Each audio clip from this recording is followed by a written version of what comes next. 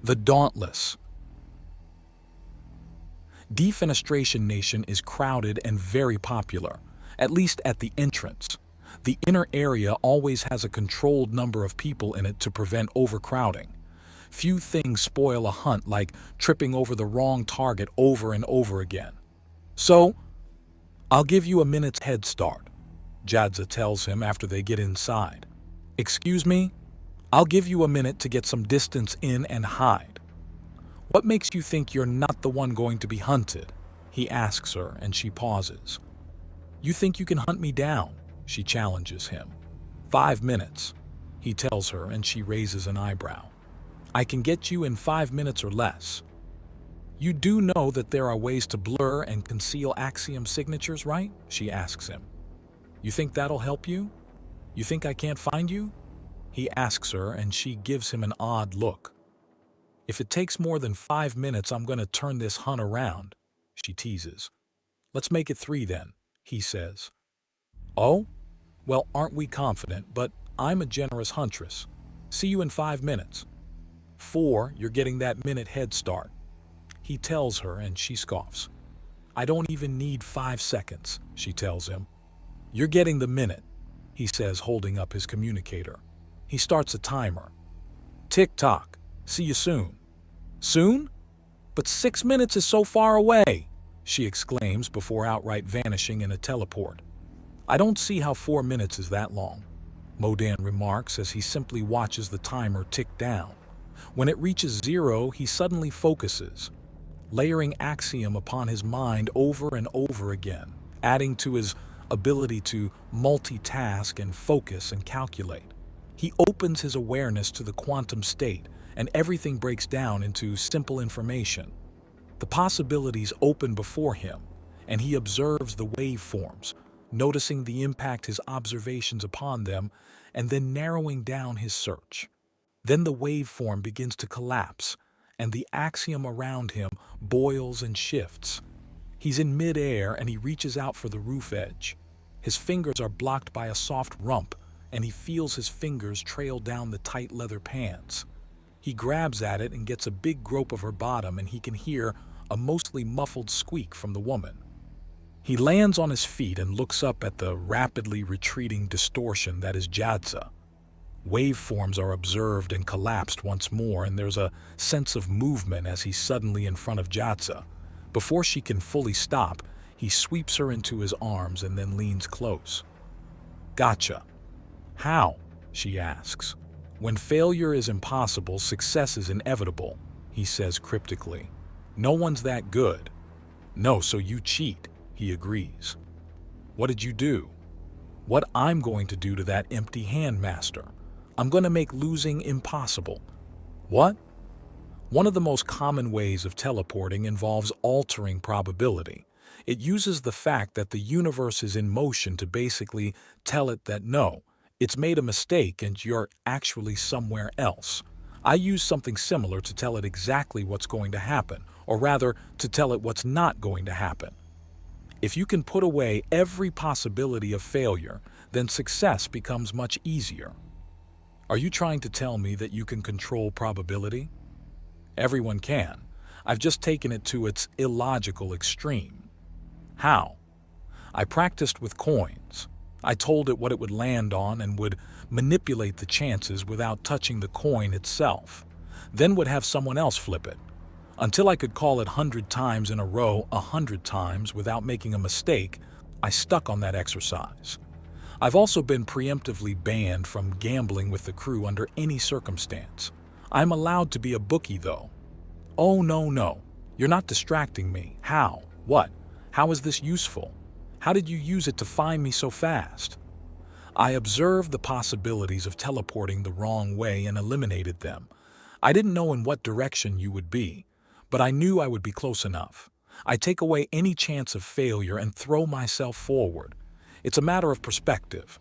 For most people, flying with axiom is to propel themselves through the air, to invert gravity or pull themselves along. For me, I eliminate the odds of hitting the ground and throw myself at it. Since I can't hit the ground, I have to hit something, so I'm sent somewhere else. That, In fact, a good way of looking at it is that I deliberately induce massive failure. I fail to miss when trying to get something. I fail to lose when challenged. I fail to be beaten. I fail to be mistaken. Axiom is a powerful ally, but I've learned to use it as a bribe to get reality itself in my corner. Are all undaunted Axiom adepts like you? She demands. Not all, but most of the nerd squad, which I'm part of, is dedicated to pushing how far we can go with Axiom. Thank goodness there's only about 100 of us. Otherwise, we'd end up doing something unwise. Unwise? We're already playing with black holes, time warps, probability manipulation, and there are about 10 guys trying to prove that alternate realities are not only real, but can be exploited. They kind of scare me. Oh, that's what scares you? She asks, somewhat tartly. Then she glances away and scans the area as if there were some hidden meaning. You are a very strange being, Modan. We'll talk more later, but I want to move and have fun now. I have a day off, you have a day off, let's take the day off. All right, I'll stop with the reality-crunching silliness and try to hunt you the old-fashioned way. Oh, no. You already cheated on the hunt. Now you've got to try and honestly be the hunted, she replies, waving her finger at him like she was scolding him. All right, catch me if you can, he says lightly, hooking a cheek claw with his finger and pulling her in for a kiss. Then he suddenly wraps himself in a very familiar style of a cloak, and when he pulls away, there's a burst of Axiom and she has to balance as he launches away. Oh, very nice. You got an undaunted too, a nearby voice asks, and she turns to see Edzedin. She looks absolutely radiant with a certain sway about her. Oh, you look... Have you laid recently? I have. In just a few months. I'll have an adorable little boy. How do you know it'll be a boy? Did you get a little spoiler? Jadza asks with a fond smile. Some girls just started early and got all their affairs in order far faster than others. My family has a genetic quirk, matriarch syndrome. It's chronic. All my daughters will be my husband's species, but since I laid a Zedine egg, that means it's a boy.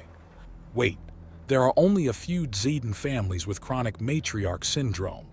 Are you related to the Grand Hunt's mistress matriarch Isma? My grandmother, daughter of one of her sons, she says. My name is Amira. A pleasure, young lady. Tell me, does that mean the reports were true? She groomed her grandson-in-law, an undaunted teenager, into becoming a huntsmaster and a patriarch during the same week-long trip. She did. Grandmother moves in ways that gets religions following in her wake. Amira answers and then pauses. He's actually here today, but he takes his lessons extremely seriously. He can even keep ahead of grandmother for a short time, so generally you're rooting around until he decides to come for you. It's fun, but also frustrating. Oh. What? The Undaunted are military. Military means they team up well and they're from a species prone to cooperation. If your husband is a huntsmaster patriarch, then what's he going to do if he suddenly has a very skilled Axiom adept at his side? Oh dear, I think we need to start hunting a little harder, Amira notes. Yes, before they do. Something. What I don't know, but that actually scares me more. Hey, thanks for letting me know about the jerky. Breakfast was good, but I really want to work my jaw a bit, Modan remarks. No problem at all, Quartermaster Maji. This place is great for it, Agent Jameson remarks. So this is Lanrak? Tasty stuff, Modan notes. It's basically a more mellow crocodile with regenerating tails you can keep lopping off, Herbert says as he looks over the area. The tiny lenses of Axiom over his eyes let him see into the distance, and he smirks before dispelling the psi-enhancing constructs. And it looks like I called it. My Amira and your Jadza are teaming up. Not really sure if she's mine yet. You done the no-pants dance with her yet? Herbert asks with a grin. Not your business, but yes. Then she may as well be. In some places she already is, Herbert remarks. Seems pretty lackadaisical when it comes to serious commitments, Modan remarks. Do remember that Earth is the odd place out in the galaxy. Out here, it's about roping in a man and keeping him. Divorces in most places require official approval, but a marriage can be initiated with ease. If you don't have a license as a prostitute, then any woman you have sex with can have a legal claim on you. Herbert explains, and Modan slowly turns to regard him. You know that because I was reading over the mission files of some recruits on a planet named Vuxa 5. A standout member and currently part of the planet's defensive fleet is a fighter pilot who was a former prostitute. Herbert explains in a defensive tone, and Modan decides to sidestep whatever is causing that and go for another angle. Wait, that's where Franklin is. They're brothers-in-law. Hugh's older sister made a move on Franklin and got it noticed. Did she use explosives? Apparently, he was able to catch on fairly easily. Huh, miracles do happen. They do, Herbert says with a grin. We need to start moving. Here. Modan catches the earpiece and tiny microphone and quickly clips them on. Both men cloak and separate. Modan gives a slight rub to the microphone to activate it. Testing. Testing, Herbert replies even as he hops clean over a building, grabs the edge and then anchors himself in place just under an awning. So, what's up with this, pilot Hugh? Modan asks as he shoulders open a side of a building but doesn't enter it and instead skids around the corner. Just in time, too, as he hears someone landing behind him and examining the big source of noise. He glances around the corner. The long tail that ends with a blade is distinctly not from Jadza. Also, we've got a Zedin here. He's part of Red Squadron. It's an all-male part of the defense fleet. Each and every one of them has something to prove, so they've got some impressive performance scores. Also, be careful around Zedin. They've got a narrow cone of vision, but it goes up a lot higher than you expect. The entire head crest is like a giant eye that can see through walls and see the heat you give off. Oh, well, Modan notes as he can't help but notice that Zedin is turned in his direction. She either heard me or can see me.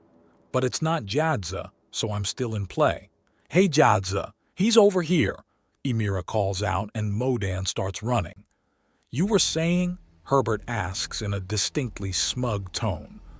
Oh, shut up and get running, your girl's in the immediate area after all. I'm on the other side of the park, Herbert replies smugly. Hear that? He says he's on the other side of the park. Modan calls back to Emira, who gives out a whoop. You're a dick, Herbert accuses him. It feels immature, but so very appropriate to say it takes one to know one, Modan replies. Well, duh, of course.